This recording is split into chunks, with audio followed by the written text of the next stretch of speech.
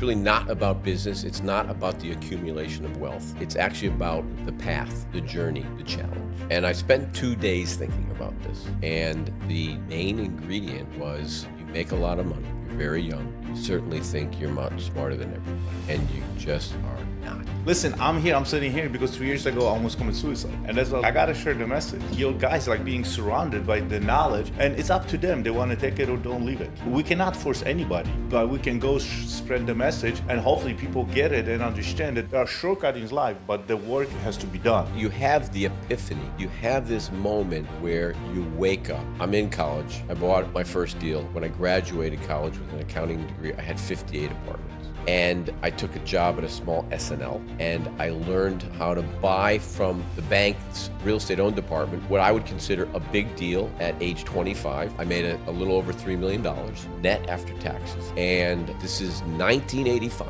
So I went out and I said, okay, I'm gonna buy myself a house, a boat, a car, and I got myself my first nice watch, it became a tradition. Every time I made money on a deal, I would buy myself a nice timepiece so I would remember the deal. I like that. You got to do it. My manager of that property was 183 units. I went to the closing that day, short 40K. Same attorney that closed it, we still use it. It's about relationships. It's about longevity. It's about trust and loyalty. He just told you 4 magic words. And in the business, that's exactly what it is. When you deal with so many people for so many years, it means that you have integrity. And without integrity in this business, you're not gonna last. Welcome to Master Your Inner Wealth podcast with your host, Jarek Tadla, where we dive deep into the art of building financial freedom from the inside out. Together, we'll uncover practical strategies, real-life success stories, and expert insights to help you master your inner wealth and create the life you've always wanted. So let's get started. Welcome to Jarek Tadla, the Inner Wealth podcast. Today we have a guest, Mark Shapiro, who is also a real estate mogul, and we're gonna talk about the inner and outer wealth. You know, a lot of guys just skip the inner wealth, but first we're gonna talk about some outer wealth. Mark, can you tell us something about you? And don't be shy. You can brag. I'm okay with that. Don't be and the shy. audience gonna love that. Don't be shy. Don't be shy. A story like. So it's funny that you say that, and it's funny about what we talked about outside. Mm-hmm. And it's really not about business. It's not about the accumulation of wealth. It's actually about the path, the journey, the challenge. And I will tell you that we were in Pasadena about 4 weeks ago, speaking at Mega Success with JT Fox, and he asked me a question: what in life was either my biggest regret or my biggest failed business transaction? And I spent 2 days thinking about this. And it was the failure of my first marriage. And we went so deep into it. We didn't really talk about it when we got on the stage, but we talked about all the things that what it did, it revealed inside me of all the things that I felt that I was incapable of doing. I was missing as a human being. And the main ingredient was you make a lot of money. You're very young. You certainly think you're much smarter than everybody. Yep. And you just are not. You're the same person. How would you tell people, because here what happened is we know that we lost a lot of connections, and COVID was a huge wake-up call for us because, we were kind of like lost the connection, and the only connection we have through the phone, and that's not the same connection. Like you said, shaking the head, exchanging the energy, looking in the eyes. This is the connection that we're also looking for. And this was my, actually, it's funny that we never talk about that. That's what my wake-up call was. I went to the Starbucks coffee, I went to the cemetery, and I have this completely lost of what is going to write on a tombstone? It's going to say, yeah, he had money, nothing else. And I have this wake-up call, and the next morning I went to Starbucks coffee, and I look at the guy, and I told him, hey, how are you? And shook his hand, and he's like, dude, you've been coming here for 5 years. I thought you're the biggest douchebag ever. You just, the smile, and that was my first time I realized, I'm getting goosebumps, that we need connection. Yeah. That's what Yeah, we are here. you're gonna get me choked up because I can get emotional. It is absolutely incumbent upon us to be better to one another. And the problem is those things, those phones have disconnected us with everything that humanity has created prior to our generation. So I'm a baby boomer. My parents' generation, you listened to the nightly news, and the nightly news was real. They gave you actually accurate news. You saw footage from Vietnam. You knew what it was like. I had some of my friends' brothers come back from Vietnam missing a leg, losing an eye, losing a hand, okay? And watching them reassimilate into society because they had gone somewhere. They didn't even know why they were there for that war, and they went there and killed people. And I know a lot of guys that were in the service, and I will tell you, they're either super successful or they're totally fucked up. And because they become super successful is because they're so disciplined and driven. And any person that I know that is ultra successful is disciplined. It's that, and anything in life, it's discipline. You were saying out there, you work out 4 hours a day. You used to work 4 hours a week. You used to work out 80 hours a week. Yep. Okay, you realized that changing your diet was going to change how you were able to work out and the results. I want to live 120, 130. Like the knowledge that we have, the awareness and the conscious level that we have right now at this age, you know, I'm a little baby. I want to live forever, but I want to have the energy level. I want to be able to connect with people. I want to serve. I want to give. And this is the time, if I don't take care of myself now, when it's going to be? Like, I don't want to live 120 and be 20 years in the bad. So that's what is important. But the discipline, but it's funny that people have discipline, but also a lot of successful people went through the hardship. They learn, you know, the lessons like are enormous, and they have then options going one way or the other. You know what I mean? So, what about motivation? Because I think motivation is one big bullshit if you don't have a discipline. I don't even know how to answer that, okay? Because I hear all these people, I'm going to go to the gym. I'm going to do this. I'm going to do that. I'll give you an example. I have a nice young man in my shul, which is my temple where I go to. And we have a great community. And he's Ukrainian. He came to this country. He's a convert, so he's converting to Judaism, which is no easy thing to do. So he sends me a text. I show it to, actually, I think Tanner, and he is screwed up on his home. And I called him. He asked me what to do. I said, didn't I give you free access to our school? There's a video which will tell you how to solve this problem. And he's like, well, I'm so busy, because he's a doctor. I'm so busy working, I haven't had a chance to look at it. I'm like, okay. I'm like, do X, Y, and Z, get this information, and I'll help you. So just as I was coming up, he texted me, and he said, can we meet on Sunday? And I texted him back. I said, Sunday I'm doing a charity event for kids that are misplaced, and they're placing them in new homes. And it's like a rally. It's like a car rally. So I'm doing that on Sunday. And I said, when I finish, I'll be happy to sit with you and help you. And so he then said, well, if Sunday's not good, because I already told him Sunday was good. I said, if Sunday's not good, can you do it during the week? And I said, well, the week is not the time I have. And Sunday's my Monday, like anybody, because I don't work from sundown tonight to sundown tomorrow, or it's 25 hours for Shabbat. So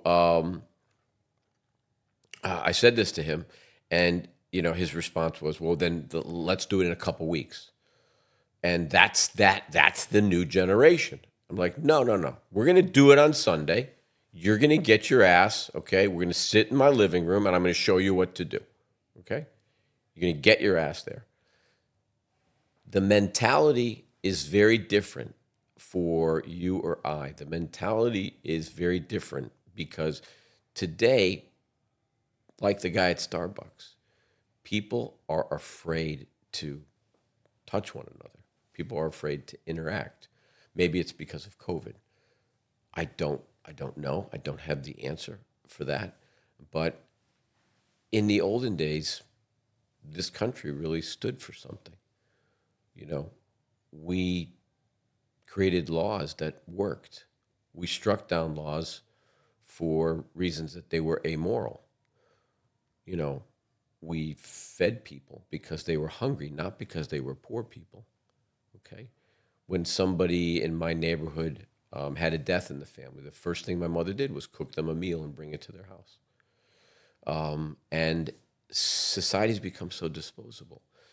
And the simplest thing, a smile, shaking someone's hands, hello, how are you, would just change it's a whole ripple effect. What did Bruce Lee say? You want to change the world? Take a stone, drop it in the water, and look at the ripples. The ripples are what changes. And that's what Bruce Lee did. He decided he was going to change the way people fight, the way people teach and understand martial arts to another level. And he's iconic. Yeah. You think about it. I know a lot of people don't like our next president, the 47th president, but he's iconic. Okay? Totally iconic. And we'll call him after this. We'll see if we can get him on the phone. So that's what people don't get. People are just afraid to be who they are. They want to assimilate to be what Robert Greene says you need to assimilate to. But he quotes Machiavelli. He quotes Friedrich Nietzsche, okay, who, by the way, were brilliant men, but were also sociopaths. But he also quotes Samuel Clemens, who was Mark Twain, in this book, okay? And when your wife came in, I said, oh, you have the Robert Greene's 48. This is my two Bibles. So, but the Bible is really the books that he used to create it, and you pull those books and you read those books one at a time, then it changes you forever, okay? What's the greatest sales book ever? How to Win Friends and Influence. What is it? Dale Carnegie. What is it? How to Win Friends and Influence Your Enemies? Is that it? People. Yeah. Okay? It's the greatest sales book ever. If people just read it and applied those principles. But you know what? They got to apply principles, but what happened is they got to sell themselves on themselves. Because you cannot sell if you are cheating on yourself and you don't keep promises to yourself. If you cannot sell yourself, you cannot just love yourself, then how can you go out there and be fake? You're gonna get read very quickly. Mm-hmm. It's like, well, I'm horrible, I'm not a good in selling. Because you cannot even sell on yourself. Like, the inner talk, the inner dialogue that we have every day, like I don't compromise with myself. I don't negotiate with myself. That's what it is. That's the rules. That's what we're doing. If I like it, I don't like it. You know what I mean? When we do it, the stuff we do it behind the closed door. And that's why when we go on the outside world, that's who we are. Some people don't like it. Some people don't like our energy. Some people do. And then we connect it. It's a different frequency. Yeah. So. Yeah, you can't get along with everybody. Well, hell no. But as long as you're yourself. Let him be. I always say this, let him be. Let him be whoever they want to be. I want to be whoever I want to be. But Mike, I'm really impressed that you brought all those young guys. So you definitely like sharing and changing the generation. So I would say on an average, what do you think the average age of the people that we have with everyone? I think Rob is the oldest besides me. I think Tim is in his 30s. Cynthia's in her early 30s. Costin's 18. Love it. The head of our group that does our setters, which we have 8, and I guess we're adding 4 more because we're so busy. We've just grown exponentially out of nowhere. And we're saying no to a lot of people. In our higher ticket program, we tell people no. Because if they're not a right fit mentally, I'm not going to get on the phone with you. I'm not going to share what I learned over 41 years with you through killing myself, through shitting blood in a toilet. That's a little profane, but Hey, so it's the truth. So- It doesn't like. Listen, I'm here. I'm sitting here because 2 years ago I almost committed suicide. You know what I mean? So I'm here, and that's why like I gotta share the message. And it's like your guys like being surrounded by the knowledge, and it's up to them. They want to take it or don't leave it. We cannot force anybody. But we can go spread the message, and hopefully people get it and understand that there are shortcuts in life, but the work that has to be done. The faith in ourselves and to serve, because a lot of guys like you said it like before we're talking in the kitchen that when you're younger you think you know everything. We get a little bit money and we think like, oh my God, I'm a god, I'm walking on the clouds. You know what I mean? And we are you dumb have as kids. you have the epiphany. You have this moment where you wake up. So I'm in college. I bought my first deal going into my junior year. I ended up, when I graduated college with an accounting degree, I had 58 apartments. And I took a job at a small S&L, and I learned how to buy from the bank's real estate owned department, which they never actually even did, and write the loan myself because I was a commercial loan officer there. And they're like, when I first asked them, they're like, well, that's kind of a novel idea. Let's ask the loan committee. And they're like, sure, we're selling the assets. If they underwrite, you can borrow the money if you underwrite. And we leveraged that up to about 400 units. I left the bank. I did what I would consider a big deal at age 25. I made a little over $3 million net after taxes. And I'm 25. This is 1985. Oh my God. So I went out and I said, okay, I'm going to buy myself a house, a boat, a car. And I got myself my first nice watch, it became a tradition. Every time I made money on a deal, I would buy myself a nice timepiece, engrave the back so I would remember the deal. And you got to do it. I like that. You got to do it. Yeah, I like that. And I bought my manager of that property. It was 183 units. I went to the closing short. I went to the closing that day short $40K. And same attorney that closed it, we still use him. It's about relationships. It's about longevity. Okay, it's about trust and loyalty. And I remember Whoever that. listens to this right now, he just told you 4 magic words.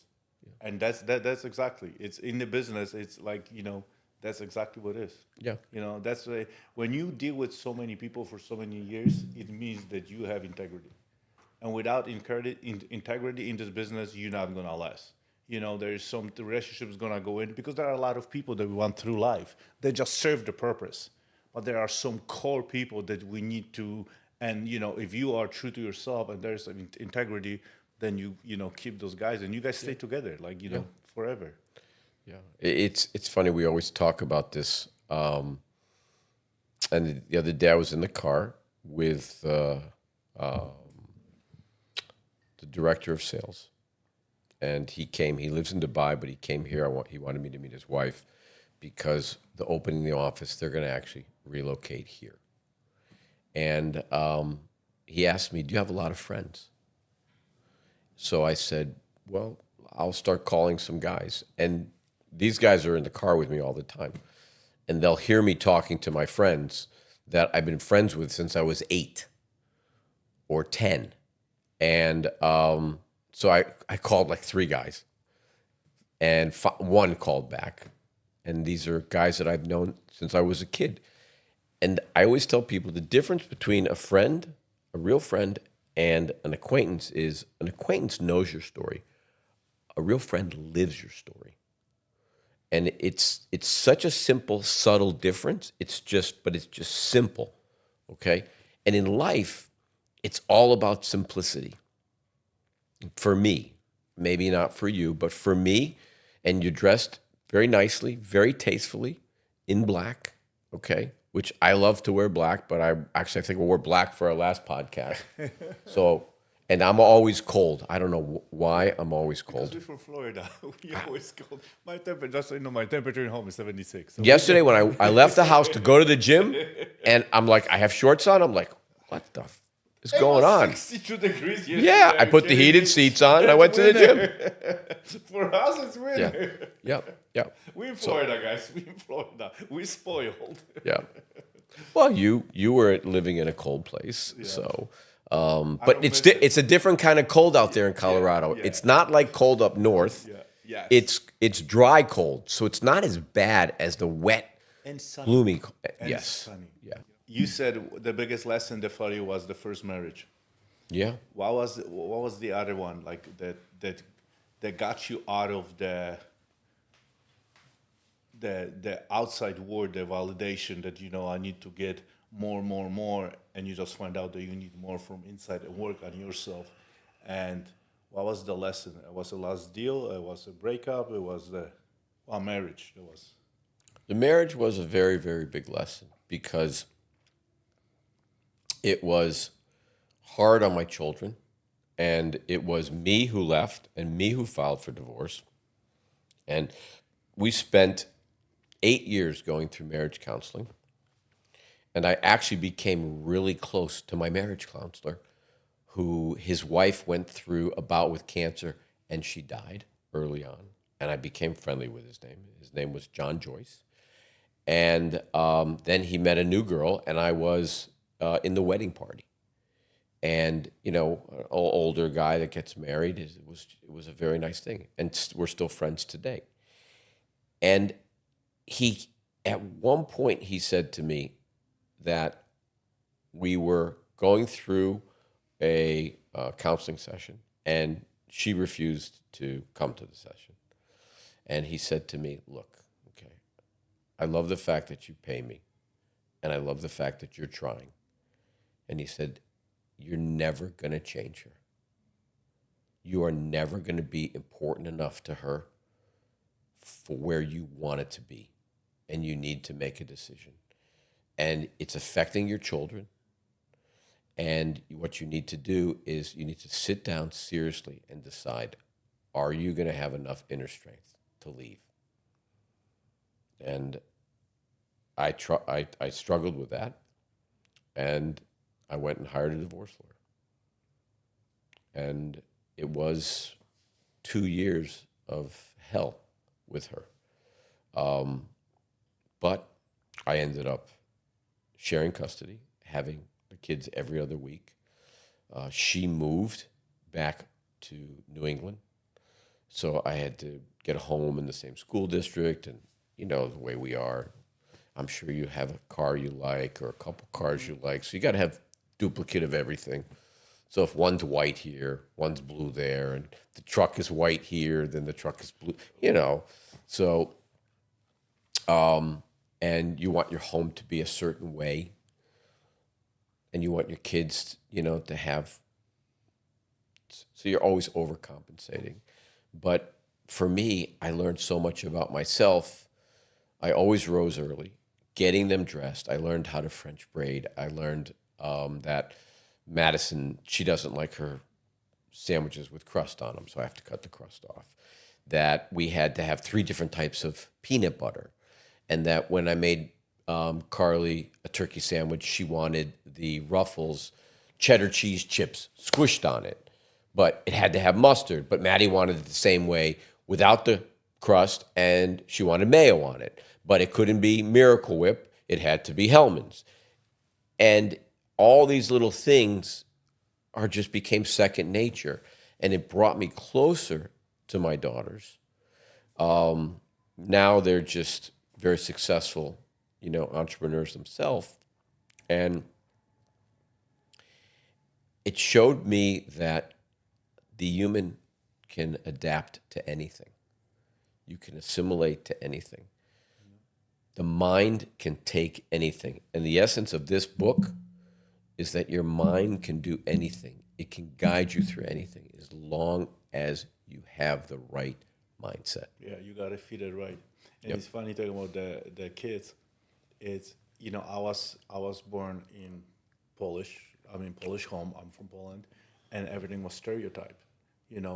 My father was providing, and he wasn't doing anything. So guess what? I was doing the same thing. I never play any role in raising my kids. You guys have everything, So it's like, what are you complaining about, right? No, and they don't want anything. They were saying, we don't want anything, we want you. But yeah, blah, blah, blah, because you have everything. Then when it happened, the divorce, I realized I have to become the father and being present and like not knowing those little stuff because I never have done that. But then the connection happened. It's like now I have to learn how to do the sandwich through peanut butter. It's funny. My daughter also cut the crust. She doesn't like the crust. I'm like, what do you mean you don't like the crust? Like, you know what I mean? I didn't know anything. And now I tell people, like, when you still married, co-parent your kids. When you married, and give each other break. You know what I mean? And before, to me, it was like, no, that provides, that doesn't do this stuff. And then I become, on my weeks, because I have my kids week on and week off, become a father and mother, and the same, you know, and I have to do all those skills. And that brought me more. And that make me realize how much years did I lose. So again, sometimes failures teach us the stuff that we need to have, you know? So that's yeah. So I know 2 words in Polish: kocham. That's a good And one. dziękuję. I love you. Wow, you know the good words. So I know the You good, know the I know good the good words. words because my 4th daughter is from the Polish nanny, not my Polish nanny. Okay. I met her in a store, and I saw this little girl walking around, like 4'9", 4'10", walking around, and I was like, "Wow, this girl's freaking smoking hot." And she had blonde hair and these deep blue eyes. And she was in like this little aisle where they had like little appliances. So I took a toaster and I put it into her carriage. And she looks at me like she wanted to stab me with a knife. And she goes, "I don't need no toaster." And I'm like, where the fuck is this girl from? That's a Polish accent. You even do it right. So, and her name was Anya Stanishevskowicz. That's my ex-wife, Aneta. Anya. But remember, in Poland, all the women are Anya. From Warsaw. From Warsaw, Yeah. yes. I call her Anja. Yes. When I'm talking to her. Yeah. Okay. So I go to check out. I was getting some stuff for the house. I was in Connecticut getting some stuff for the house, and she was checking out in the other aisle, and I look at her and she's chewing gum. I said, "You got some gum for me?" And she smiles. So she's like ahead of me, one checkout, and I'm behind somebody. So I took out my Amex, I took out my driver's license. I said, "Here's my carriage." I said, "Pay for this person in the front. I'm going to go walk outside and ask her for her phone number." Okay. Well, I'm saying that to my head. I told the checkout. I said, "Just pay for these people, and just check my stuff out. I'll come back and get it." I walk out after, and I said, "Excuse me." I said, "I'm not a stalker." I said, "I'm a divorced father of 3, and I would like to have a cup of coffee with you." And it seemed like it was an eternity, and she like stopped. And she goes, "Okay, I have coffee with you." And I said, "Okay, let me go get something to write your number on." And she said, "No, use your phone, use your phone." So I did it in the phone, and then I checked it to make sure that I had it, and I lost. I didn't do it right. I lost the number, okay? This was 2004, okay? So she goes, "You clowning me?" That's what she said. "You clowning me?" And I said, No. So I gave her the phone. She put in, she goes, "This is my sister's number, and this is my number." So I went back. I went home. I called my father. My father said, "What's going on?" I said, "I met this adorable girl." He said, "Well, why don't you call her?" I said, "Well, you got to wait." He goes, "You're stupid shit. Just call her." So I called her that day. She was supposed to be going to some party. She goes, "Okay, I'll go out with you." I took her to a little restaurant. It was a restaurant that my friend's family owned. It was called Apricots. And we closed the place down. We closed the place down the second night. And then I flew back to Miami. I was in Connecticut. And that was it. She was with me that next month as much as possible. And one day, she were living on the beach in Miami Beach. And she tells me, she goes, "I'm pregnant." I'm like, "Great, let's have a kid." And she's like, "Do you want to get married?" So I went to the Seabook building. I said, "What do you want for a ring?" She says, I like yellow. I'm like, okay. So, got her exactly what she wanted. Okay.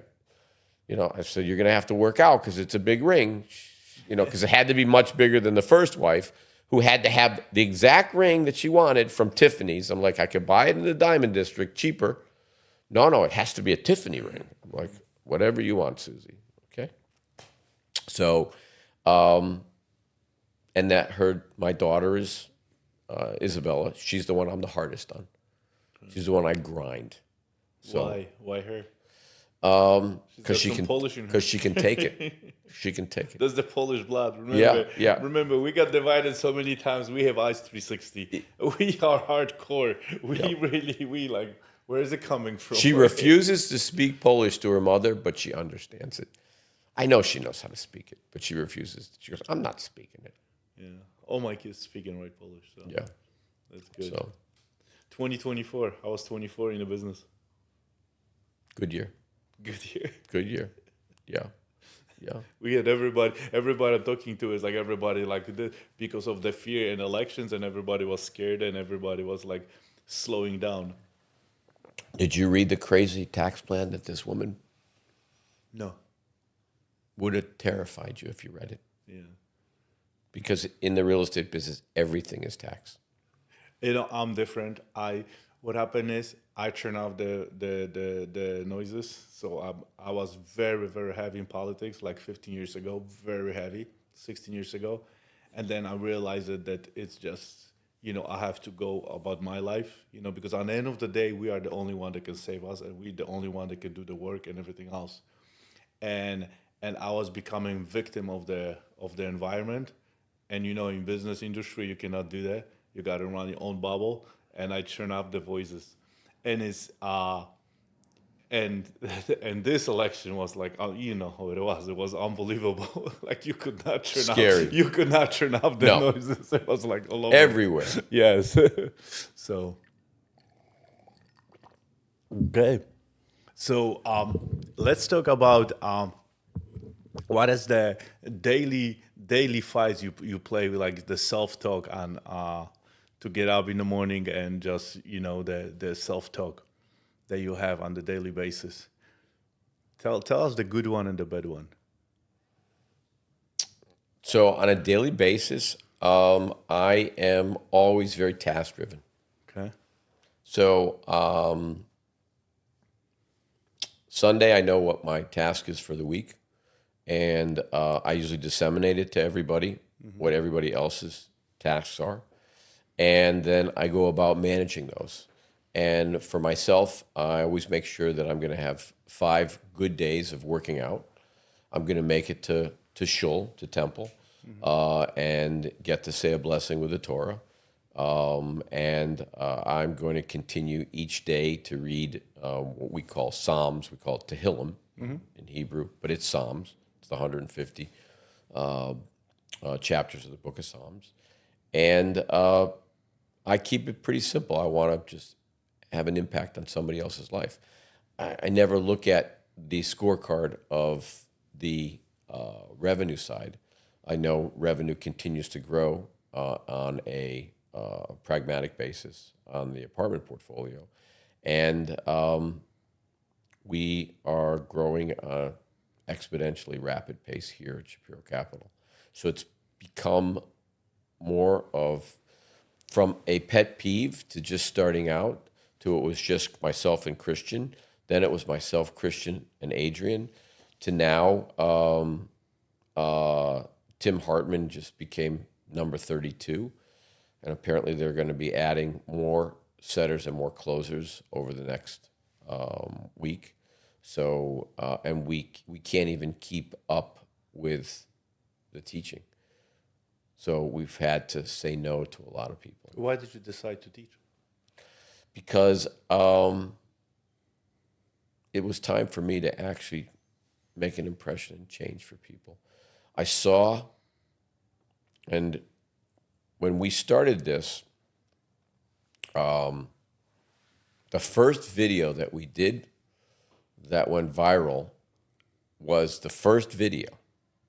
We did it in Weston at his friend's pool, outside, and it was of a friend of mine, Grant Cardone, who right now we're kind of in a beef, the two of us. And we did the video, and then Christian is like, can you write a real estate course? I'm like, of course. I said, it'll take me an afternoon. He said, can you write anything else? I'm like, yeah, all different aspects of real estate. We can write a business course. We can do this. We can do that. We can teach wholesaling. So it just grew so organic. We posted the video. We filmed the video. It was a sunny day. It was hot. It was late April. He did the editing right there outside by the pool on his computer. And I left because it was Shabbat. It was a Friday. That I remember clearly.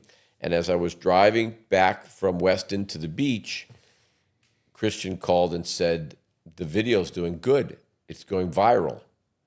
And I don't know if he remembers what I asked him. Do you remember what I asked you? No. I asked him, what does that mean? Because I didn't know what it meant. Mm-hmm. He said, it's blowing up. I said, what does that mean? He said, a lot of people are viewing it. I said, oh, that's great. He said, when you turn your phone on after Shabbat, there'll be 1 million views. And that video did 1 million views that day. Was it that night? I think the next day. The next day. And that video did, I want to say 7-8 million views. It did 5-10 million views on Instagram. And we were able to take that and then take the video, create an audience, and then say to people, okay, we're going to teach you. So we formed this thing called School, that Alex Hermosi's platform, SKOOL, which Christian was very familiar with. And we put a course on there. We wanted to price it really expensive. You know, we really felt that we were going to kill it. So we priced it for the cost of 3 cups of coffee, $27. We launched it on June 20th, and I had my first student, a young lady from Denton, Texas, which is outside of Dallas, Lydia Walker. And for 2 weeks, it was just myself and Lydia on these Zoom calls, which we do a Zoom call on Tuesday, we do a Zoom call on Thursday, and it's me. Yeah, there's 4 other people now helping me run the call, but it's me. And Lydia and I became friendly. I learned her story. I learned her life. And I knew that we were doing the right things because this is a girl whose father was incarcerated. He was murdered. He was incarcerated because he murdered her mother. She lost both her parents. She put herself through college. She didn't want to take a W-2 job. She took a job selling roofs, and she was ultra successful at it. And she's decided, I have saved up enough money. I want to learn the real estate business. And she became the poster child with a few other people for our community and for our classes. And she bought her first deal. It cash flows, a small little deal in St. Louis, Missouri. She tried to buy her first or second, and then this was her third. She makes about $1,000 a month on it in cash flow. She just bought her first house. She just got engaged, and she's on the process of buying her first duplex. And now she's learning the apartment space. And it's the same people that are still on those calls. Some have paid $27, some have paid $47. We raised the price. We may raise the price to $97. We haven't decided yet. But they're just learning real practical applications and how to change their life. And we are in the business of not teaching people real estate. We're in the business of people changing people's lives. So that's the whole goal. Do we charge more? Yeah, we have a higher ticket programs, and we have sold some of those.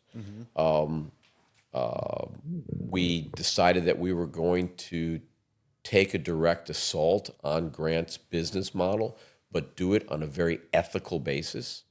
So we bought our first deal in Texas apartment deal, because that's my business. Instead of me buying it through the family office, we're buying it. Why apartment buildings? That's my business. I've been doing it for 41 years because it's a necessity. You need to have a roof over your head. You either have food, you either have clothes, last is shelter. So everybody needs it.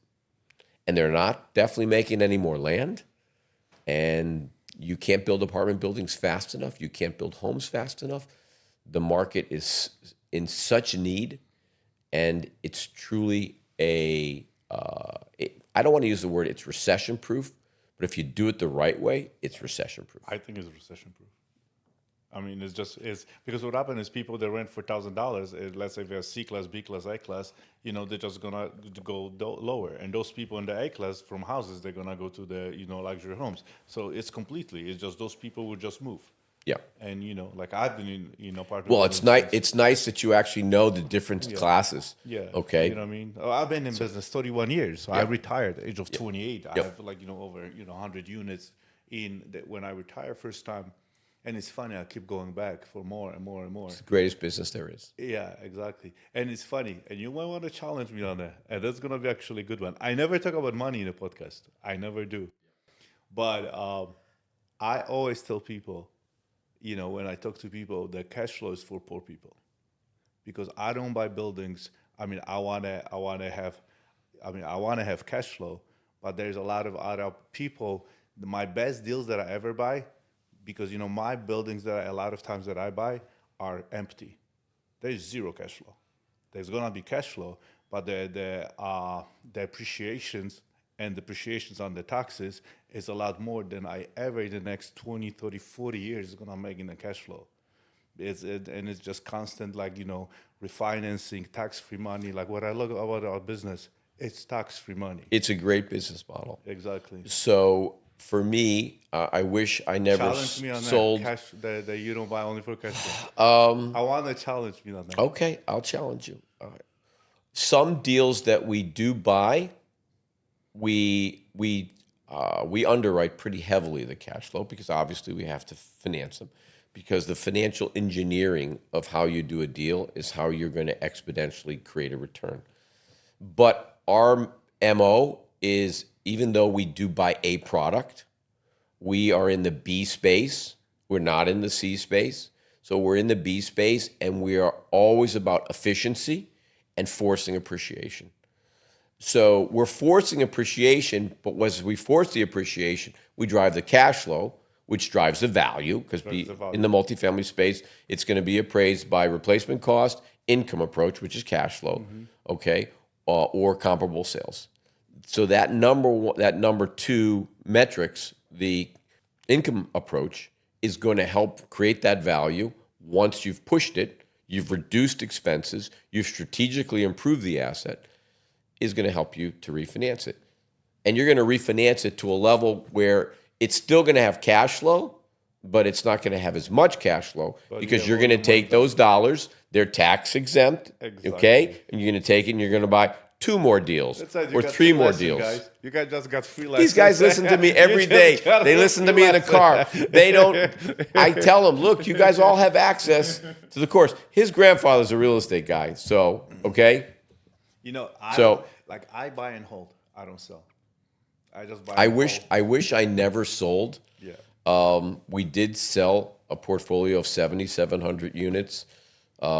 We have a small portfolio of about 8,100 now, and that's small. We've done over 25,000 units over the years. Wow. So, and we were buying heavily in bulk, bought from the RTC in 1992, and literally you could buy it for nothing. When you went to the RTC office in downtown Houston, you walked in with your cashier's check. You went into the room where they had the assets they had taken over from the S&L crisis. Mm-hmm. You picked a book. You knew the market you wanted to be in. So this was in, let's say, West Chase, which is an area of Houston, which is in the Galleria area. It's a very higher end area. But these are assets that are 1985 to 1990 construction. Mm-hmm. They weren't A because they were foreclosed on. So they were a B plus. And you go through the financials. They're 50% economic occupancy because receivers had taken them over and they ran them into the ground. Yeah, they stole the money. That's what they do. Exactly. That's what receivers do. Yeah. So we'd run the numbers and we'd say, okay, we're going to do this deal. You take the deal and there's a contract. You go to the contract office, you fill out the contract, they sign it, you give them a cashier's check for the deposit. They don't take the cashier's check. They take a photocopy of it, and then you go to the treasurer's office in that same office, okay? Now, we learned that you didn't have to go to the cashier's office because once it was under contract, the contract had the attorney's name for the closing. And by the way, they financed 100%, and they financed 100% of the construction of the rehab. And it was all non-recourse. So you could avoid that, but you did the first one, and the first day that I did that, we bought 6 properties. And I'm 32. At that point, I'm flying in the that year we had a Lear, a nice Lear, because I'm little, so I don't need a big, wide body. And I thought my shit didn't stink. We bought as many units as we could there. Some worked, some didn't work. The ones that didn't work, we were still able to make money because we bought them for nothing. We had no liability because it was all non-recourse. We had no investment. And today that's happening again.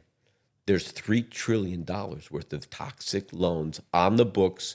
So today it's happening. Because here, the best time to buy real estate is today. Yes. It's today. We just bought our first bank deal. Guess how much we put down on it? A lot. 0. That's a lot. 0. A lot. So we're buying it. It's part of the old Silicon Valley Bank. It was a little deal. It was small. It was 106 units. But we're buying it at 40 cents on the dollar. Based on the economics of the last 3 months to T3, it's an 11 cap out the door. And this is a deal we won't keep. We'll clean it up a little bit. So we're doing a little rehab. We wrote a check for $2 million. We'll have our escrow. That's our rehab. And then we'll put it back on the market at a 7 cap. Where are you going to find a B property at a 7 cap in Houston? We'll have a bidding war, and we'll compress it down to a sale price at like a 6 or 5.75 cap. So they came to us and said, okay, would you like 3 more? And I said, okay. So we just signed 1. We have 2 more we're signing. And we're buying them, and they're financing the whole deal. I think the biggest thing is finding the deals is relationships. It's all relationships. These are every one of my guys. Exactly. When we bought our biggest portfolio in Texas, we bought 16 assets, 6,000 units at once. A lot of young people don't understand that. No. It's like we can make a phone call and we can make money just having the connections over years and years and years and the performance. And working those relationships and being, true to yourself, this is the best asset that we actually hold. It's not the money.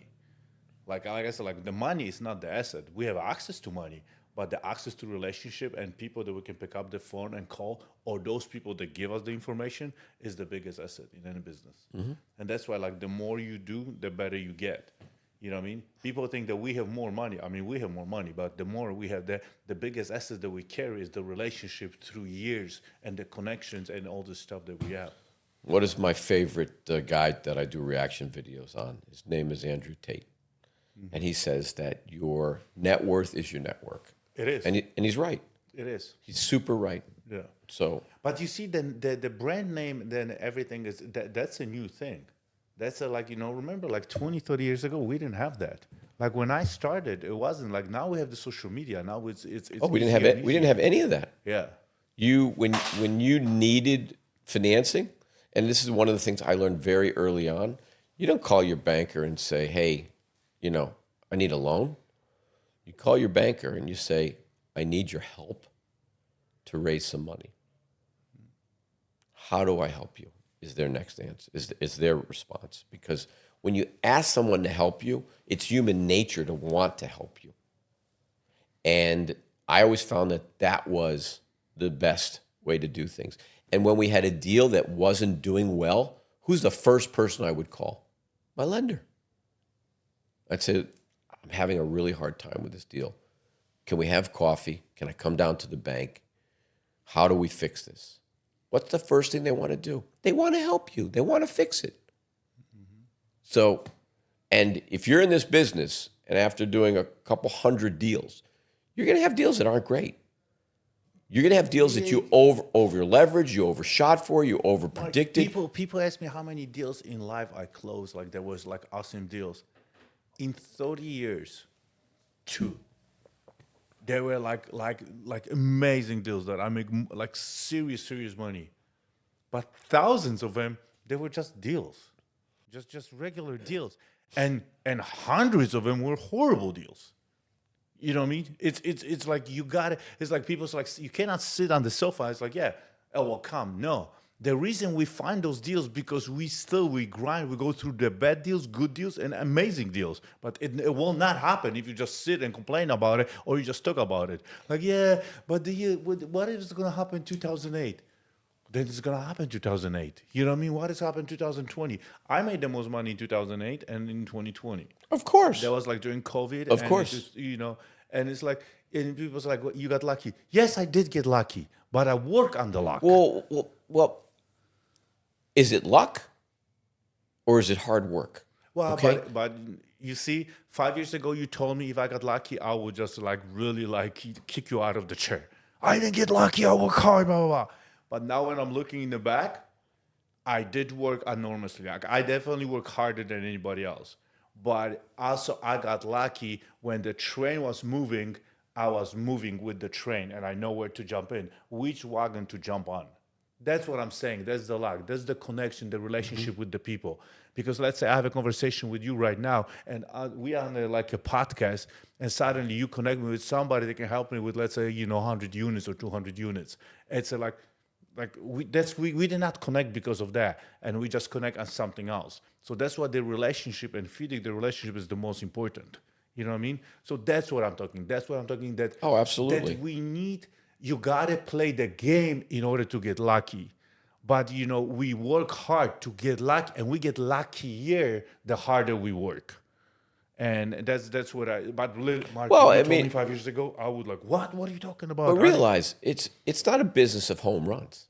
No. It's a business of singles. Single hits, yes. And I always tell everybody, real estate is like the oil business. It's a business of pennies.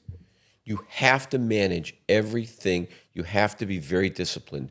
If you don't plan, if you don't have a set of policies and procedures, if you're not buying your paint by the skid, then you're wasting your money. You don't go and buy a 5-gallon pail. You buy 144 and you drop ship it. Okay? You don't buy your wax rings. You don't buy your toilets. You don't, at Ferguson's, when we buy appliances, okay, for our last deal, we bought 372 sets. What's the pricing? Okay. When you buy 7, you get one price. When you buy 70, you get another price. When you buy 372, you get a completely different price. I talk about it a lot, Mark. And you know what I tell people? That the liquor store in the poorest neighborhoods perform the most because the poor people always buy the one beer, and the beer is $2. Rich people go buy 3 cases in the liquor store, and they pay, and the beer costs 40 cents. But they have the money, so we can scale in a real estate that we can scale, and we are not scared. Because what happened is like, well, you've done it. How can you buy 370? Like you said, we use I called the banker. Hey, I need money. We find the money. We know how to ask questions. Like when you ask your guys, like, what do you mean we weren't viral? You didn't even know. Like when you get in any business, you don't know how to ask questions. The longer you stay, we ask better quality questions. You know what I mean? And we know, and guess what? We get better answers. That's why we get higher returns, and we get better deals, and we get more deals. So we have options to choose and pick. Yep. When you get in the business, like I always tell people, just get in, and connect with people that have the experience. Find a tribe, find a mastermind, find the people that can walk you through the process, so you don't have to learn from the beginning. You know what I mean? And with the social media, Mark, now there's access to everybody. You know, you don't have to go through those pains. You know, so the younger generations got it they got it right here. You know, but they have an ego. Well, I don't need to call him. I don't need to, you know what I mean? And they don't build the relationship. And we, the guys, like the older guys, the wiser guys, like, you know, can, with the experience, can share it. And this is like, you know, that's like, right now, it's like we were born in the best era. Like we have like everything is going on for us. So I'm like very grateful. Like every morning, let's get up. It's like, I can't believe that I was born in 1972. Like I was born in the best time with the social media, with the internet, with everything. I was 12. Yeah. That was actually a great time. You know, Mark, It was a great time. thank you for coming on my show. We have a great time. First time I talk about money. You got me there. I got a question for you Go ahead. before we sign off. When you underwrite your deal, any deal that comes in, I'm sure you have your financial team that underwrites it on the spreadsheet. How do you underwrite your deals? 200, 300 units. How do you underwrite them? On the back of a napkin? On Right one here. sheet? Right here. You can do it Right in here. your head. Right here. Yes. Oh, zero. I tell these guys all the I time. look at it here. I look at it. I was like, I tell you more. Mark, I don't look at the numbers. Because I know the numbers. Because the sellers or the receivers, whatever, if it's distress, I know my numbers. I know what is the percentage of the expenses. I know I can rent it. I can do it in my head.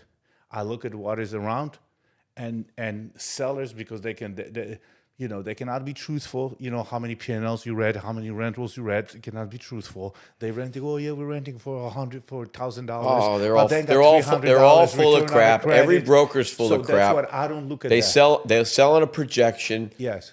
Mark, I don't look at that at all. I love it. I just like look at, let's say, the building right there. I know the location. I know the units. I mean, the units mix. I look at what is around it.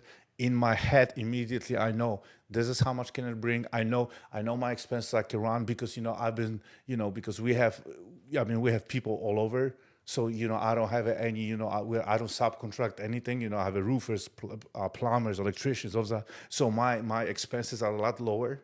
You know, I can run my expenses with 23, 27%, which is low with the payroll and everything else, because I have over 50 people that work for me 22 years plus. So it just, I literally do it in 2 minutes in my head.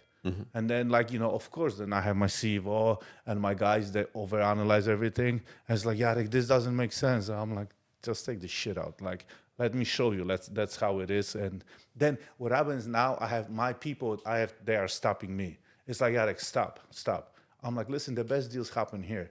You feel it? Because when we know that's what we're going to do to this property, let's say rehab, I'm not talking about the new build, or even find a location for the new build apartment. You know, when I develop, I know what is around and I know how much I can put the extra rent. But it's really, I really do it right here. You know, I don't, because if I go over here, I lose a lot of deals. And I will listen to the guys that I pay for, I lose even more deals, Mark. I'm just, you know, do I make mistakes? Yeah, my mistakes are now more expensive. So I start listening in my head. It's like, oh, maybe I shouldn't do that. And then I was like, you know, then a few years later, shit, I listen here, you know, ego, you know, no, I know better. And on the other, I still treat it like a little baby. Because then even if we make a mistake, we find a solution how to fix the mistake. Of course. And then we learn the most. Not only the mistakes that we make are usually the best lessons, because then we help this with this portfolio, you know, changing our culture, changing employee.